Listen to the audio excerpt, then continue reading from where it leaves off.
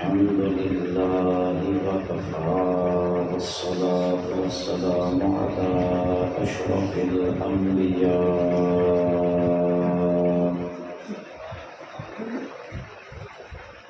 وعلى آله المجتبى والتقى والنقى.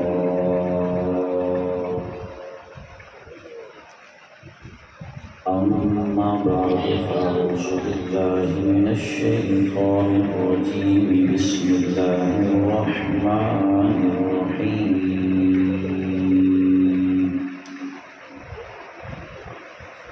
ويكون الرسول عليكم شهيدا. وقال الله تبارك وتعالى في مقام آخر: يا أيها النبي إنا أرسلناك شاهدا. صدق الله العظيم. إن الله وملائكته يصلون على النبي يا أيها الذين آمنوا صلوا عليه وسلموا تسليما.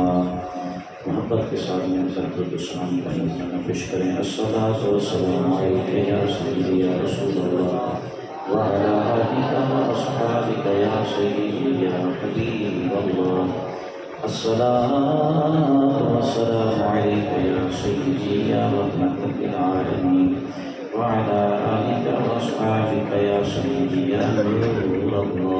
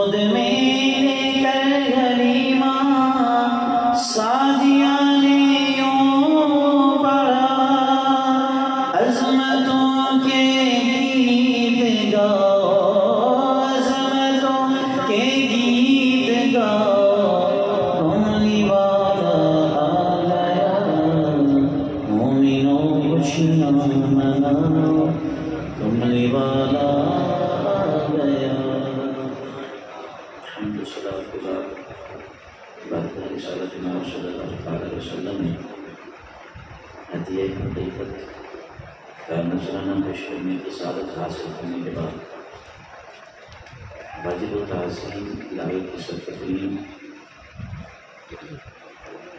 فخر اہل سنت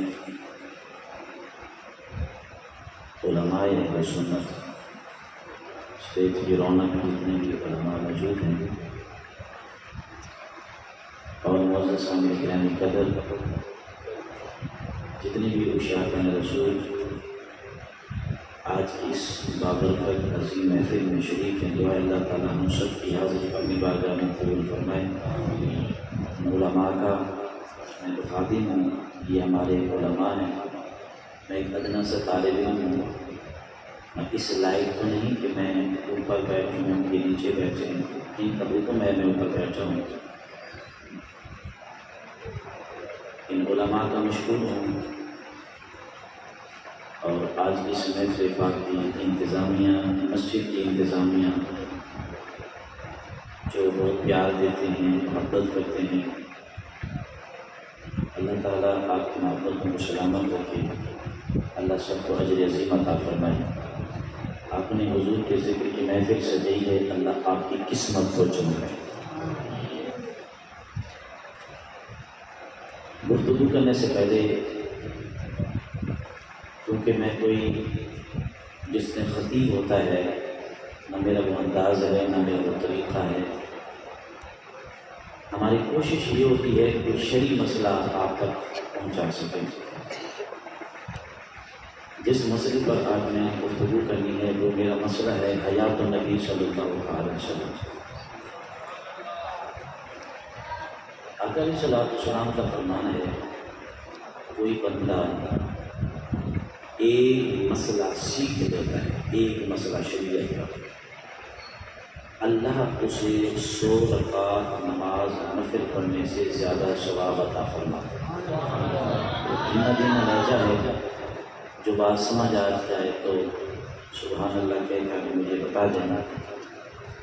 حضور نے فرمایا کہ جو بندہ ایک باب کسی موضوع پر، کسی ٹاپک پہ ایک باب سیکھ لیتا ہے، اللہ اسے 1000 رکعت نماز نفل پڑھنے سے زیادہ ثواب عطا فرماتا ہے۔ حیات النبی صلی اللہ علیہ وسلم یہ ایک اہم ترین مسئلہ ہے۔ کوشش کروں گا اس پر قرآن و حدیث کی روشنی میں چند باتیں آپ تک پہنچانے کی کوشش کروں گا۔ اللہ ہم سب کا یہ میل بیٹھنا اپنی پاک بارگاہ میں قبول فرمائے۔ قرآن مقدس کے 2 مقامات سے میں نے آیات کریمہ تلاوت کرنے کی شرف حاصل کیا ہے، اور ان میں سے ایک آیت سے میں نے شہیدہ لفظ دیا ہے اور دوسری سے میں نے شاہدہ۔ اس طرح قرآن پاک کے اندر کئی مقام پر اس طرح کے الفاظ استعمال ہوئے۔ شہید کا کیا معنی ہوتا ہے، شاہد کا کیا معنی ہوتا ہے؟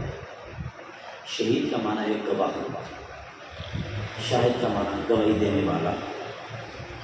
اس کو آسان کر دیتا ہوں۔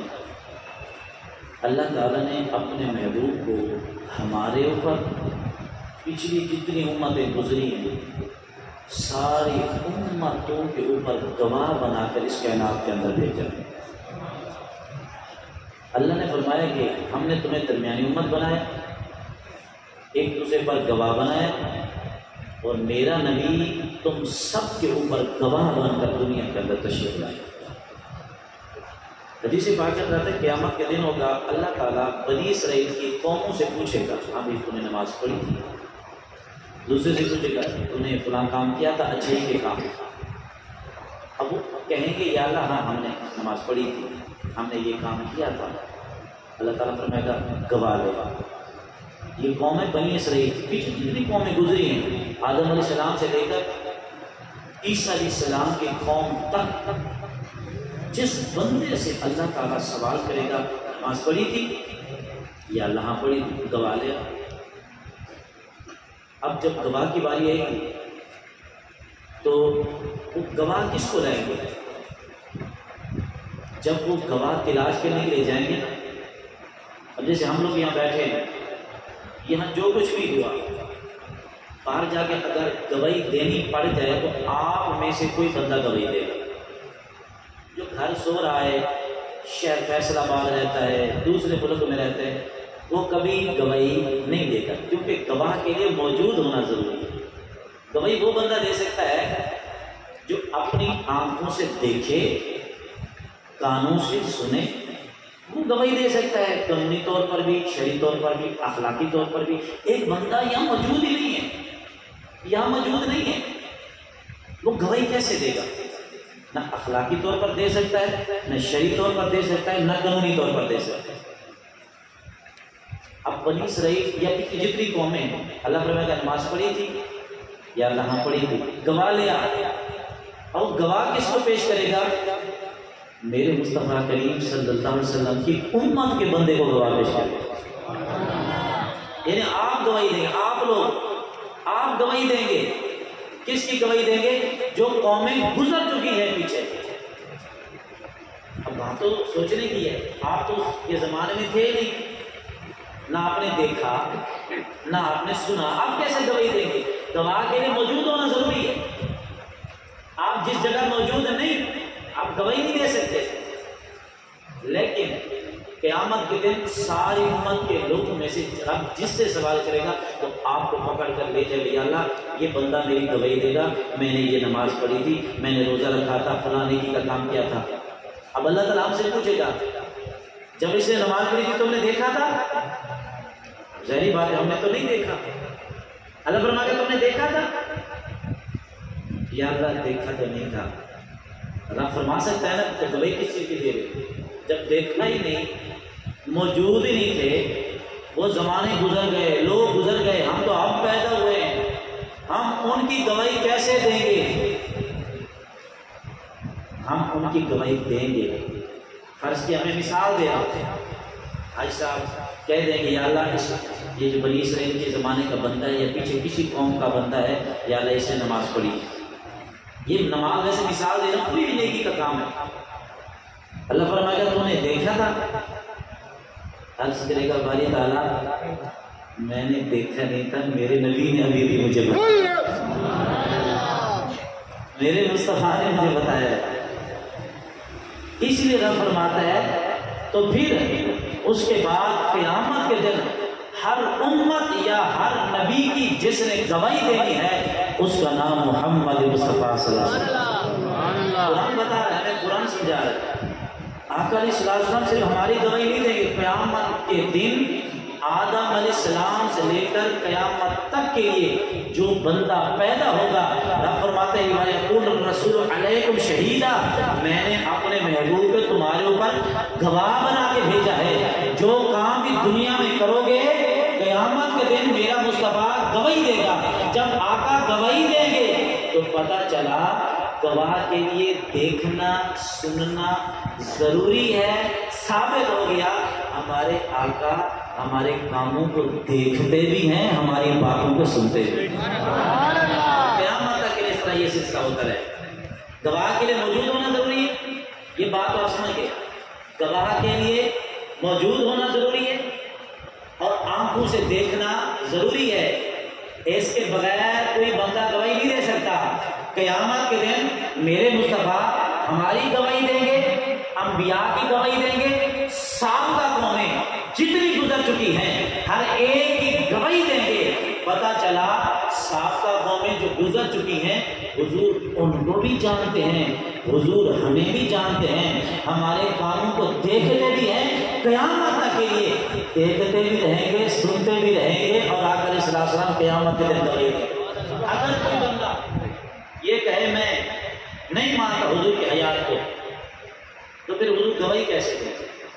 اور ایک اور آیت سے میں سمجھانے کی کوشش کروں گا۔ اللہ تعالیٰ نے اپنے محبوب سے فرمایا کہ وَمَا أَرْسَلْنَاكَ إِلَّا رَحْمَةً لِلْعَالَمِينَ، ہم نے اپنے محبوب کو تمام جہان والوں کے لیے رحمت للعالمین بنا کر بھیجا۔ حضور رحم کرنے والے ہیں۔ یہ فلسفہ لمبا ہے، میں ایک بات لیتا ہوں۔ ایک بندہ دوسرے پہ جب رحم کرے گا اس کے اندر 4 چیزوں کا پایا جانا ضروری ہے۔ پہلی چیز زندہ ہونا ضروری ہے۔ آپ مجھ پر یا میں آپ پر رحم اس وقت کر سکتے ہیں جب ہم زندہ ہوں۔ ایک بندہ مر گیا ہے، وہ کیسے آپ پہ رحم کرے گا؟ مجھے پانی کی ضرورت ہو تو مجھے وہ بندہ پانی پلائے گا نا بھئی جو بندہ زندہ ہو۔ تو پتہ چلا ایک بندے کا دوسرے بندے پہ اگر رحم کرنا ہے تو اس کے لیے پہلی شرط ہے کہ زندہ ہونا ضروری ہے۔ مردہ کا بھی رحم، ذرا بولیں نا، مردہ کا بھی رحم، وہ بیچارہ خود محتاج ہوتا ہے، آپ اس کو اٹھاتے ہیں قبرستان لے جاتے ہیں، جنازہ پڑھتے ہیں، دفن کرتے ہیں، وہ بیچارہ خود محتاج ہے، آپ پہ کیسے رحم کرے گا؟ اب قرآن کہہ رہا ہے میرا معبود تم پہ رحم کرنے والا ہے۔ ماننا پڑے گا کہ اگر محبوب رحم کرنے والے ہیں تو پھر زندہ ہونا بھی ماننا پڑے گا، ورنہ رحم نہیں کر سکتے۔ دوسرے نمبر پر باخبر ہونا ضروری ہے۔ بے خبر کو کیا پتا بیچارے، آپ لاہور میں بیٹھے ہیں، ایک بندہ یہاں تڑپ رہا ہے، اس کو آپ کی مدد کی ضرورت ہے، جب آپ یہاں ہیں نہیں تو پھر اس کی کیا مدد کریں گے آپ؟ تو قریب ہونا ضروری ہے۔ تیسرے نمبر پر باخبر ہونا، چوتھے نمبر پر بااختیار ہونا۔ لیکن ان ساری چیزوں میں سے میں نے ایک بات لینی ہے کہ ایک بندہ دوسرے پہ رحم تب کر سکتا ہے جب وہ زندہ ہوگا۔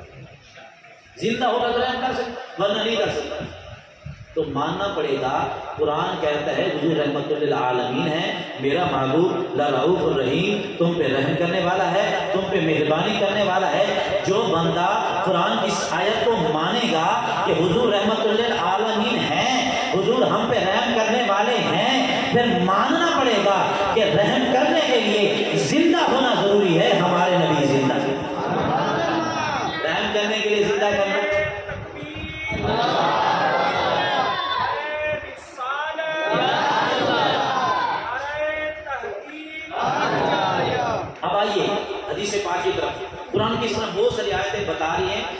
गवाह बनकर तशरीफ लाए हैं, हुजूर रहमतुल लिलआलमीन हैं, हुजूर रहम करने वाले हैं। इन सारी चीज़ों के लिए ज़रूरी है ये काम बंदा उस वक्त कर सकता है जब बंदा जिंदा हो। अब हदीस पाक की तरफ आइए। मेरे आका अलैहिस्सलाम ने सहाबा से फरमाया, मेरे सहाबा, जब कोई मेरा गुलाम, मेरा उम्मती कायनात के किसी कोने में रहता हो, जब मुझ पे दरूद और सलाम पढ़ता है, मैं मोहम्मद कानों से सुनता भी हूँ, उसे जवाब भी अता फरमाता हूँ।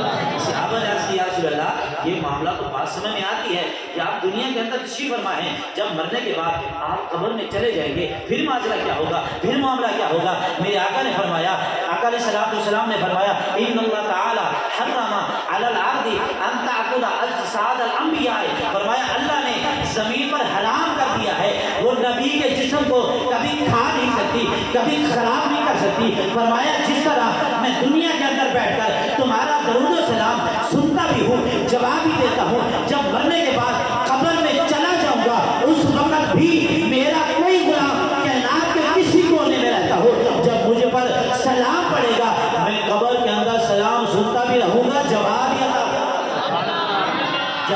अता फरमाता रहूंगा। उस नबी का जिक्र करने लगा हूं, उस नबी का जिक्र करने लगा हूं जिसको हाफिज इमाम जलालुद्दीन सुयूती रहमतुल्लाह तआला अलैह आप ये खुद लिखते हैं, फरमाते हैं, मैंने एक बार नहीं, दो बार नहीं, 5-10 बार नहीं, फरमाते मैंने 75 मरतबा इन आंखों से प्यारे मुस्तफा का दीदार किया। इमाम शौरानी रहमतुल्लाह अलैह, इससे पहले इमाम बुखारी की बात समाप्त फरमाई। इमाम बुखारी अलैह रहमा, आपने जब ये बुखारी शरीफ लिखी है ना, बुखारी शरीफ जिसका दर्जा कुरान के बाद है, बुखारी शरीफ को झुटलाया नहीं जा सकता, बुखारी शरीफ की हदीस को रद्द नहीं किया जा सकता। ये बुखारी ऐसे नहीं लिखी गई, कैसे लिखी गई है? इमाम बुखारी रहमतुल्लाह ताला अलैह जब बुखारी की हदीस पाक लिखने का इरादा करते थे, सबसे पहले गुस्ल करते थे, वुज़ू भी नहीं, गुस्ल करते थे। गुस्ल करने के बाद 2 रकात नमाज नफिल पढ़ते और आका अलैहिस्सलाम की तरफ चेहरा करके अर्ज करते, आका ये हदीस पाक, ये मसला मैं लिखने लगा हूँ, किताब के अंदर दर्ज करने लगा हूँ। आका ये आपकी हदीस है भी सही या कहीं मन गलत तो नहीं, या कहीं गलत तो नहीं? आका क्या आपकी हदीस है या आपकी हदीस नहीं? जवाब आता, बुखारी ये मेरी हदीस है। आप फरमाते जब तक जवाब नहीं आता था मैं किताब के अंदर इसे नकल भी नहीं लिखता था। जब हुजूर की बारगाह से जवाब आता, ये हदीस है, मेरा फरमान है, ये हक है, सच है, फरमाते उसके बाद मैं लिख देता था। जिस किताब को लिखते रहे उसे बुखारी शरीफ कहते हैं। उसके बाद इमाम शौरानी रहमतुल्लाह ताला अलैह, इमाम शौरानी रहमतुल्लाह ताला अलैह आप फरमाते हैं, मैंने, मेरे साथ 8 लोग और थे। ये जो बातें मैं कर रहा हूँ हवाले का मैं जिम्मेदार, मैं हवाले नोट करके लाया हूँ। आप फरमाते हैं मैंने, मेरे साथ 8 और थे, एक उनमें से हनफी था। 8 लोग, 7 शाफी थे, एक उनमें से हनफी था। हम सब ने मिलकर हुजूर के बाद हमने हुजूर पाक सल्लल्लाहु अलैहि वसल्लम से बुखारी शरीफ पढ़ने का हमने शर्फ हासिल किया। बुखारी शरीफ पढ़ने के शर्फ हासिल किया। ये जितनी बातें मैं कर रहा हूँ, इन सारी बातों से पता ये चलता है कि हमारे आका ने ज़ाहिरी तौर पर पर्दा फरमाया है, अपनी कब्र अतहर के अंदर आज भी जिंदा है। जो गुलाम हुजूर की बारगाह में जाकर हुजूर की बारगाह में कोई दस्त बस्ता, कोई गुजारिश करता है, कोई अर्ज करता है, खुदा की इज्जत की कसम, उसका सवाल बाद में खत्म होता है, पूरा पहले हो जाए। मेरे आका अलैहिस्सलाम अपनी कब्र अतहर के अंदर जिंदा है। हुजूर गौसे पाक रज़ियल्लाहु ताला अन्हु आप फरमाते हैं कि इब्तिदा के अंदर आप खिताब नहीं करते थे, बाज़ो नसीहत तकरीर आप नहीं करती, मेरी सादी बातें हैं, बस समझ आ जाए तो मेरा ये मकसद है। मेरा मकसद कोई शोला बयानी कोई ये नहीं होता, बस बात समझ में आ जाए, ये मकसद है। सिर्फ उलमा से दुआ मिल जाएगी, आपकी मोहब्बत तो मेरी दुनिया भी संवर जाएगी, इंशाअल्लाह आखिरत भी संवर जाएगी। حضور غوث پاک رضی اللہ تعالیٰ عنہ آپ تقریر نہیں کرتے تھے، خطاب نہیں کرتے تھے. لوگوں نے آ کے بڑی گزارشات کی، حضور آپ نیک آدمی ہیں، عالم آدمی ہیں، کبھی ہمیں کچھ سنایا کریں، ہمیں دین سکھایا کریں، کوئی مسئلے بتایا کریں. تو آپ خاموش ہو جاتے. جب کوئی بندہ مثال کے طور پر، یہ تو سننا آسان ہے نا، اسٹیج پہ بولنا، لوگوں کے سامنے بولنا یہ بڑا مشکل کام ہوتا ہے. اگر کوئی کبھی آپ کو کھڑا کر دیا جائے نا ذرا تقریر کریں تو بندہ پھر وہ کانپنے لگ جاتا ہے. تو حضور غوث پاک ان کی بات سن کے نا تال پٹول کر دیتے. وہ بار بار آ کے عرض کرتے حضور آپ ہمیں کبھی خطبہ دیا کریں، کبھی کوئی دین کی بات سکھایا کریں، کوئی ہمیں واعظ و نصیحت کیا کریں. آپ نہیں کرتے تھے. ایک مرتبہ ایسا ہوا، رات ہوئی، آپ سوئے، خواب کے اندر میرے مصطفیٰ نے دیدار کرا دیا. فرمایا بیٹا یہ کہتے جو ہیں ان کی بات مانو نا، آپ ذرا ان کو واعظ و نصیحت کیا کرو. عرض کی آقا آپ کو تو پتہ ہے یہ لوگ عربی ہیں، میں اجمی ہوں، میری زبان یہ نہیں سمجھتے، ان کی زبان میں پھر بھی سمجھ آتا ہوں، میری زبان یہ نہیں سمجھیں گے، لیکن میں کیسے ان کو واعظ و نصیحت کروں. حضور نے فرمایا اپنا منہ کھولو.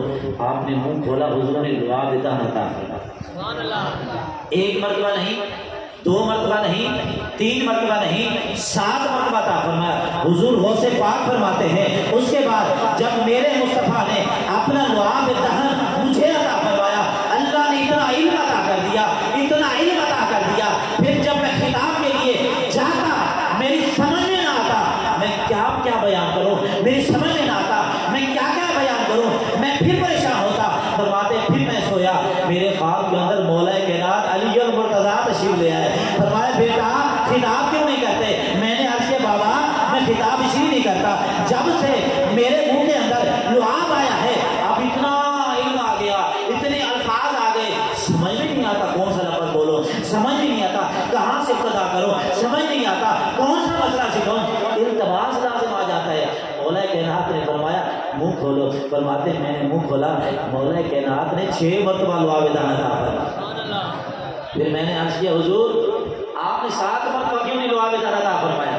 آپ نے فرمایا اس لیے 7 مرتبہ میرے مصطفیٰ نے عطا فرمایا ہے، میں اگر 7 مرتبہ ڈالوں گا تو بے ادبی ہو جائے گی، اس وجہ سے میں نے 6 مرتبہ. حضور غوث پاک کو جب میرے مصطفیٰ نے لعاب دہن کی گھٹی عطا فرمائی، مولا کائنات نے آپ نے جب لعاب دہن کی گھٹی عطا فرمائی، پھر غوث پاک جب خطاب کرتے تھے خدا کی عزت کی قسم کوئی کافر آتا تو مسلمان ہو کے جاتا، گناہگار آتا توبہ کر کے جاتا، جو نیک متقی لوگ بیٹھے ہوتے تھے خدا کی قسم تڑپ تڑپ کے خوف خدا سے وہاں مر جاتے تھے. جب محفل ختم ہوتی کئی لوگوں کی وہاں پہ موت ہوتی. یہ انداز پہ ہو گیا. میں اس سے بات صرف یہ لینا چاہتا ہوں کہ میرے آقا زندہ ہیں جبھی تو لعاب دہن عطا فرما رہے ہیں. میرے آقا کا تو کیا کہنا، میرے آقا کا تو کیا کہنا. میرے آقا کے جو غلام ہیں وہ زندہ ہیں، وہ تو آقا ہے. آقا کے غلام زندہ ہیں، وہ تو آقا ہیں. حضور قبلہ باقی بلّہ رحمۃ اللہ تعالیٰ علیہ علماء آپ سے بیان فرماتے رہتے. حضور باقی بلّہ خواجہ باقی بلّہ رحمۃ اللہ تعالیٰ علیہ آپ سے مرید نے سوال کیا حضور یہ بقا کسے کہتے ہیں، فنا کسے کہتے ہیں؟ یہ بقا فنا کا کہ جو بندہ اپنے آپ کو اللہ کی محبت میں فنا کر دیتا ہے پھر اسے اللہ بقا کی زندگی عطا کرتا ہے. یہ بقا فنا کا مسئلہ یہ سمجھا دیتا. آپ نے فرمایا یہ بات اپنے پاس سنبھال کے رکھنا، جو بندہ آ کر میرا جنازہ پڑھائے گا یہ سوال اس سے کرنا تجھے جواب مل جائے گا. توجہ ہے نا، یہ سوال اس سے کرنا جواب مل جائے گا. کچھ دن گزرے، حضور باقی بلّہ رحمۃ اللہ تعالیٰ علیہ آپ کا وصال ہو گئے، جنازہ تیار ہو گئے، وہ بندہ بھی آ گیا، مرید تھا. اعلان ہوا کہ باقی بلّہ رحمۃ اللہ تعالیٰ علیہ ان کا جنازہ وہ بندہ پڑھائے گا جس کی زندگی میں کبھی تہجد کی نماز قضا نہیں ہوئی، جس نے کبھی تہجد کی نماز نہیں چھوڑی، ان کا جنازہ وہ پڑھا سکتا ہے. اب آگے بڑھنے کے لیے تیار نہ ہوا. کون آگے بڑھے؟ بڑے بڑے علماء موجود تھے. تہجد کی نماز فرض تو نہیں ہمارے اوپر، بڑے بڑے علماء موجود تھے.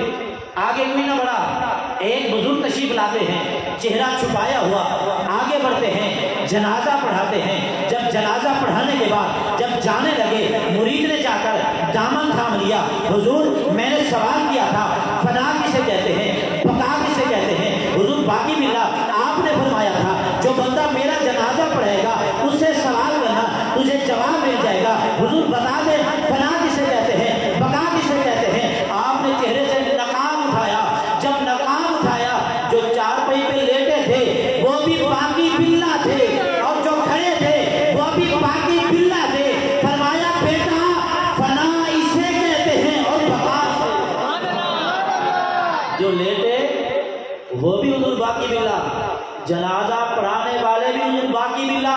فرمایا بیٹا فنا اسے کہتے ہیں اور بقا اسے کہتے ہیں. یہ شان ہے خدمت گاروں کی سرکار کا عالم کیا ہوگا.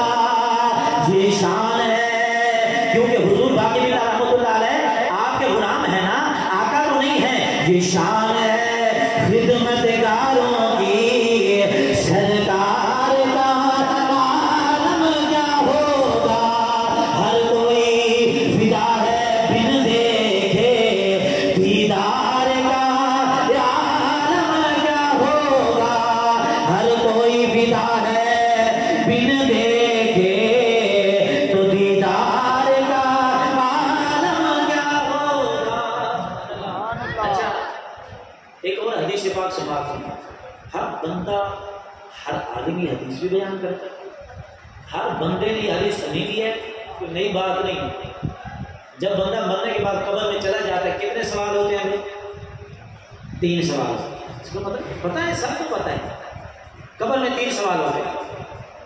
تیسرا سوال ما کنت تقول فی حق هذا الرجل, پہلے تو ہو گیا رب تیرا رب تمہارا تیرا دین کے. تیسرے سوال کی میں بات کروں. تیسرا سوال یہ ہوتا ہے بتا اس نبی کے بارے میں تو کیا کہتا تھا.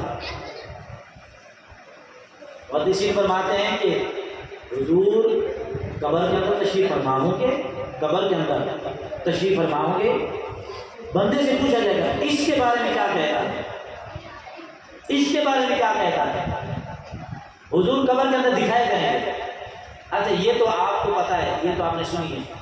اچھا یہ بھی آپ کو پتا ہے بیعت بقا پوری دنیا کے اندر کتنی فوجیاں ہوتی ہیں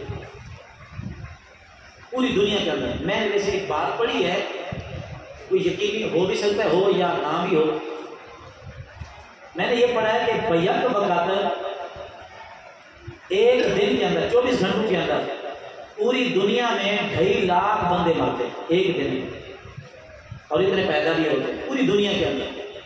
ہو سکتا ہے ساتھ یہ غلط ہو, لیکن کم از کم اتنا تو پتا ہے نا روزانہ پوری دنیا کے اندر ایک فوت کی نہیں ہوتی, ہزاروں لاکھوں فوتیں ہوتی ہیں. اچھا بیعت وقت روزانہ لاکھوں بندے زمین کے اندر دفن بھی کیے جا رہے ہیں. اور اب توجہ کرنا, جب ایک دن میں لاکھوں بندے قبر کے اندر دفن کیے جا رہے ہیں, بیک وقت لاکھوں بندوں سے یہ سوال بھی ہو رہا ہے اس نبی کے بارے میں کیا کہتا ہے. سمجھ گئے آپ؟ بیک وقت لاکھوں بندے دفن کیے جا رہے ہیں, بیک وقت لاکھوں بندوں سے سوال بھی کیا جا رہا ہے. اس نبی کے بارے میں کیا کہتا تھا پتہ یہ چلا کہ بیک وقت میرے مصطفیٰ ایک نہیں 2 نہیں بلکہ لاکھوں جگہ اپنی شان کے مطابق موجود ہوتے ہیں. لاکھوں قبروں کے اندر اگر فرض کیا آپ کہیں ایک دن یہ تو سوال پیدا بنتا ہی نہیں, کیسے ہم سوال کریں گے. بیک وقت میرے مصطفیٰ کا لاکھوں قبروں میں موجود ہونا اور مردوں سے سوال کیا جانا اس بات کی دلیل ہے میرے مصطفیٰ ایک تو زندہ بھی ہیں اور دوسرے نمبر پر ایک جگہ نہیں بلکہ پوری کائنات کے اندر ہر جگہ میرے مصطفیٰ موجود ہے. اللہ نے قرآن میں ہمیں بتایا ہے. لوگ کہتے ہیں قرآن پڑھ, قرآن میں سب بتاتا سمجھاتا ہے. اللہ نے فرمایا النبی اولی بالمؤمنین من انفسہم, لوگوں میرا نبی تمہاری جانوں سے بھی زیادہ تمہارے قریب ہے, میری جانوں سے بھی زیادہ, جانوں سے بھی زیادہ تمہارے قریب ہے. حضرت عمر فاروق رضی اللہ عنہ کا دور تھا, ایک نوجوان فوت ہو گیا خوف خدا سے، علماء سے آپ سنتے ہیں، میں صرف اور بات کرنے لگا ہوں، جب اس خوف خدا سے مرے ہوئے نوجوان کو قبر کے اندر دفن کیا گیا، بعد میں عمر فاروق رضی اللہ تعالیٰ کو پتہ چلا، قبر پر تشریف لے گئے، جب قبر پر تشریف لے گئے جا کر قبر پر ٹھوکر ماری، فرمایا وہ نوجوان اللہ نے قرآن میں بتایا ہے جو بندہ خوف خدا سے مر جاتا ہے، وَلِمَنْ خَافَ مَقَامَ رَبِّهِ جَنَّتَانِ، جو خوف خدا سے مر جاتا ہے اللہ اسے جنت ایک بار نہیں 2 مرتبہ عطا کرتا ہے۔ بتا رب نے تیرے ساتھ وعدہ بھی پورا کیا ہے یا نہیں کیا؟ قبر پھٹ جاتی ہے، آواز آتی ہے، اے امیر المومنین خدا کی عزت کی قسم میں خوف خدا سے مرا تھا، میرے رب نے وعدہ پورا کیا ہے، مجھے 2 مرتبہ نہیں بلکہ 2 مرتبہ میرے رب نے مجھے جنت عطا فرمائی۔ تو یہ شان ہے خدمتگاروں کی، سرکار کا عالم کیا ہوگا؟ یہ تو حضور کے غلام ہیں، امتی ہیں، مرنے کے بعد قبر سے جواب دے رہے ہیں، تو میرے آقا کا عالم کیا ہوگا؟ ایک اور روایت سماعت فرمائیں، حضرت ایک بزرگ گزرے ہیں شرف و شریف کے بزرگ ہیں میاں شیر محمد صاحب رحمۃ اللہ تعالیٰ، سب جانتے ہیں آپ کا ایک مرید تھا، خلیفہ تھا، بابا بلے شاہ کا بیلا آ گیا، عرس آ گیا، آپ کے خلیفے نے مرید نے چھٹی مانگی، تو مجھے چھٹی دے دیں، میں بابا بلے شاہ کے میلے پہ جانا چاہتا ہوں، عرس پہ جانا چاہتا ہوں۔ میاں صاحب نے فرمایا نہیں رہنے دے، وہاں پہ ڈور ڈمکا ہوتا ہے، وہاں ناچ گانا ہوتا ہے، وہاں میلہ جو ہے جھولے ہوتے ہیں، ڈور ڈمکا ناچ گانا، نہ جا رہنے دے۔ اس کے حضور ہر سال سوچتا ہوں جاؤں گا، رہ جاتا ہوں، اس وقت مہربانی کرے چھٹی دے دے، میں بس جاؤں گا فوراً آ جاؤں گا، تھوڑی دیر کی چھٹی دے دے۔ آپ نے بڑا روکا، نہ جا رہنے دے، وہاں ڈھول ڈمکا ناچ گانا چھوڑ رہنے دے، نہ جا۔ مرید نے ضد کی حضور مہربانی فرما چھٹی دے دے، میں ایسے جاؤں گا اور تھوڑی دیر ہو کے سلام کر کے میں بارگاہ میں حضور بابا بلے شاہ کے دربار پر فاتحہ پڑھ کے میں فوراً آ جاؤں گا۔ آخر کار آپ نے چھٹی دینے کا ارادہ فرما لیا، فرمایا ایک کاغذ کا ٹکڑا لے، تو وہ ایسے کاغذ کا ٹکڑا لے آیا، اس کے اوپر کچھ لکھا ہوا نہیں تھا، خالی کاغذ کا ٹکڑا تھا۔ آپ نے ایک تلکا اٹھایا، اس کے اوپر میں کچھ لکھنا شروع کر دیا، نہ دوات نہ سیاہی نہ قلم، صرف تلکے سے لکھنا شروع کر دیا، کچھ لکھا، فرمایا یہ لے جا، ساتھ دربار شریف کے ساتھ ایک درخت ہے، درخت کے نیچے ایک بابا بیٹھا ہوگا، یہ رکا اس کو پکڑا دے گا۔ جی حضور ٹھیک ہے، چھٹی مل گئی، رکا لکھا کہ آپ دیکھتا جا رہے، لکھا تو کچھ نہیں ہے بابا جی نے، لکھا تو کچھ نہیں ہے، یہ کیا مذاق میرے ساتھ کیا، لکھا تو کچھ نہیں، کچھ نظر آتا تو کہتا۔ پہنچ گیا، جا کے دربار شریف کے ساتھ جال کا درخت تھا، درخت کے نیچے بزرگ بیٹھے تھے، جا کے اسے رکا پکڑا دیا، تو بزرگوں نے ایسے پڑھا، ہنسنے لگ گئے، پھر ایسے جال سے تنا توڑا، پھر دوسری سائڈ میں انہوں نے لکھنا شروع کر دیا۔ لکھنے کے بعد فرمایا یہ لے جا واپس دے دینا، وہ بڑا پریشان ہے، انہوں نے کچھ لکھا، سمجھ میں نہیں آیا، نظر نہیں آیا، انہوں نے پڑھ بھی لیا، پھر انہوں نے پڑھنے کے بعد یہ ہنسے بھی صحیح، پھر انہوں نے تلکا اٹھایا، پھر انہوں نے دوسری سائڈ سے لکھا، نظر پھر بھی کچھ نہیں آ رہا، یہ ماجرا کیا ہے؟ آیا آ کر میاں صاحب کے قدموں میں گر گیا، حضور یہ مجھے ذرا بات سمجھا دی، یہ ماجرا کیا ہے؟ یہ ماجرا کیا ہے؟ آپ نے لکھا، انہوں نے پڑھا، پھر انہوں نے لکھا، آپ نے پڑھا، وہ بھی ہنسے مسکرائے، آپ بھی ہنسے مسکرائے، میری سمجھ میں کچھ نہیں آیا، یہ ذرا مجھے بتا دیں یہ ماجرا کیا ہے؟ آپ نے فرمایا کہ جس کو تو نے جا کے روکا پکڑایا تھا نا، وہ کوئی عام بندہ نہیں تھا، وہ بابا بلے شاہ تھے، وہ بابا بلے شاہ تھے، مزار سے نکل کر باہر بیٹھے تھے، باہر تشریف فرما تھے، کسی کو پتہ نہیں تھا یہ کون ہے، وہ بڑا حیران ہو گیا، پھر عرض کرتا حضور لکھا کیا تھا آپ نے؟ آپ نے فرمایا میں نے یہ لکھا تھا کہ تمہارے عرس کے موقع پر یہ گانا باجا، اتنے لوگ چرسیل یہ بھنگ پیتے ہیں، چرس پیتے ہیں، آپ ان کو روک نہیں سکتے، آپ ان کو روک نہیں سکتے۔ انہوں نے جواب کے اندر یہ لکھا ہے تجھ سے ایک بندہ نہیں روکا گیا، میں اتنے بندوں کو کیسے روکا گیا؟ تجھ سے ایک بندہ نہیں روکا گیا، میں اتنے بندوں کو کیسے روکوں؟ پتہ یہ چلا کہ لوگ کہتے ہیں اللہ والے مر گئے، ہم کہتے ہیں وہ تو کیسے چھوٹے، وہ تو اپنے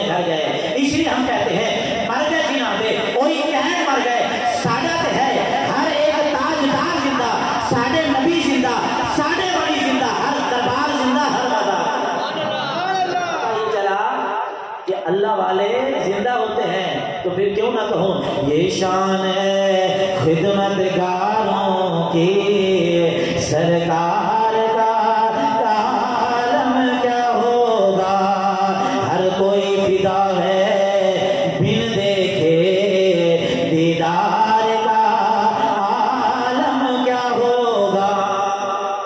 یہ جتنی بھی میں نے باتیں کی ہیں ان ساری باتوں کا جو تعلق ہے اس بات سے ہے کہ میرے آقا علیہ الصلوۃ والسلام آپ بولے نا میرے آقا علیہ الصلوۃ والسلام زندہ ہیں.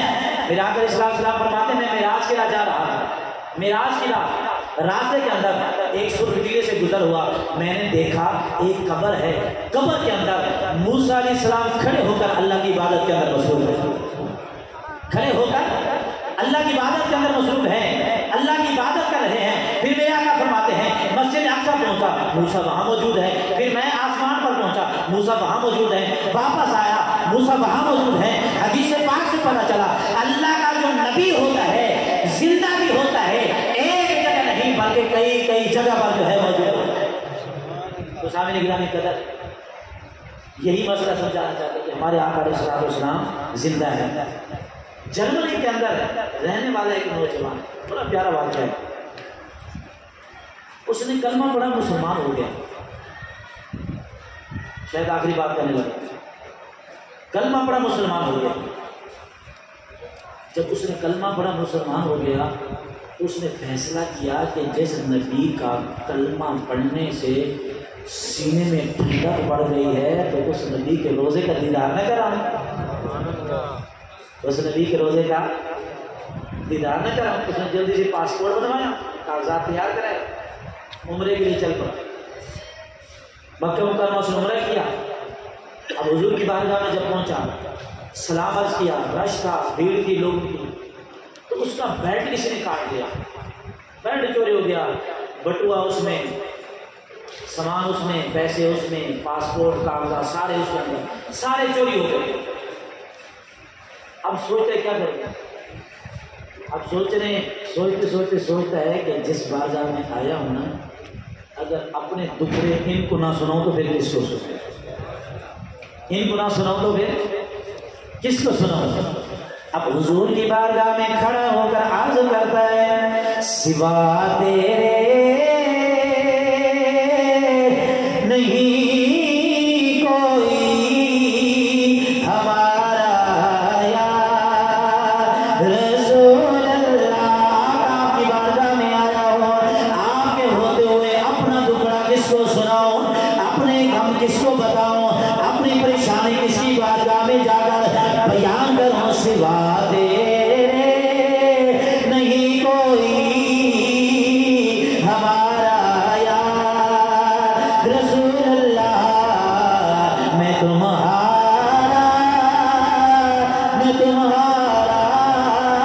تمہارا یا رسول اللہ. میں تمہارا یا. آقا علیہ السلام کی بارگاہ میں پریشانی سنائی دعا مانگی ہوٹل پہ چلا گیا. جا کے دروازہ کھولا اندر داخل ہوا دروازہ بند کیا. کہتا ہے ابھی میں اپنے بستر پہ نہیں بیٹھا تھا دروازے پہ دستک ہوئی. جب میں باہر آیا دروازہ کھولا دیکھا ایک نوجوان عربی کھڑا ہے. اس کے ہاتھ کے اندر بہت بڑا تھال ہے اور تھال کے اندر وہ کہتا ہے یہ آپ کے لیے تحفہ سے قبول فرما دیں. وہ نوجوان کہتا ہے جب میں اندر لے کے جاتا ہوں جا کر بیٹھ کر جب میں نے اپنی آنکھوں سے دیکھا اس تھال کے اوپر سے میں نے کپڑا ہٹایا. وہ نوجوان قسم کھا کر کہتا ہے لوگوں خدا کی عزت کی قسم میں نے حضور کی بارگاہ میں کھڑے ہو کر کھانا بھی مانگا تھا اپنے کاغذات بھی مانگے. جب اس کپڑے کو میں نے ہٹایا اپنی آنکھوں سے دیکھا میرے لیے کھانا بھی موجود ہے میرا سارا سامان بھی موجود ہے. میں نے مدینہ طیبہ کی طرف منہ کیا روضہ اقدس کے سامنے میں نے عرض کیا صدا وصدا روے تیرا دوبارہ یا رسول اللہ. صدا وصدا روے تیرا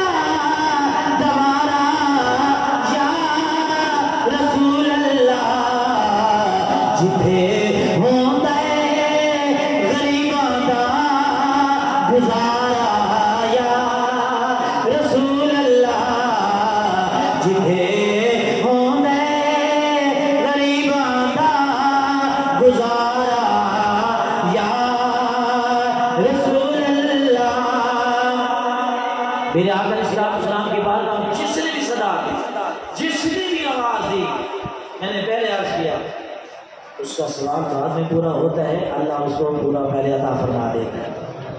امام کسلانی رحمۃ اللہ تعالی علیہ آپ بیمار ہو گئے، فالج کا مرض لائق ہو گیا، بڑے بڑے طبیبوں سے علاج کرایا، سب نے جواب دے دیا، مکہ مکرمہ میں رہتے ہیں، مدینہ طیبہ کی طرف چہرہ کیا اور آقا کی بارگاہ میں عرض کرتے ہیں کرم کی ایک نظر ہم پہ ادارا یا رسول اللہ۔ عرض کرتے ہیں آقا سارے طبیبوں نے جواب دے دیا، حکیموں نے جواب دے دیا، سب نے مجھے لا علاج قرار دے دیا، آقا آپ ہی میرا آخری سہارا ہے، آقا مہربانی فرمائیں مجھے شفا چاہیے۔ عرض کرتے ہیں کرم کی ایک نظر ہمیں پہ گزارا یا رسول اللہ، میں تمہارا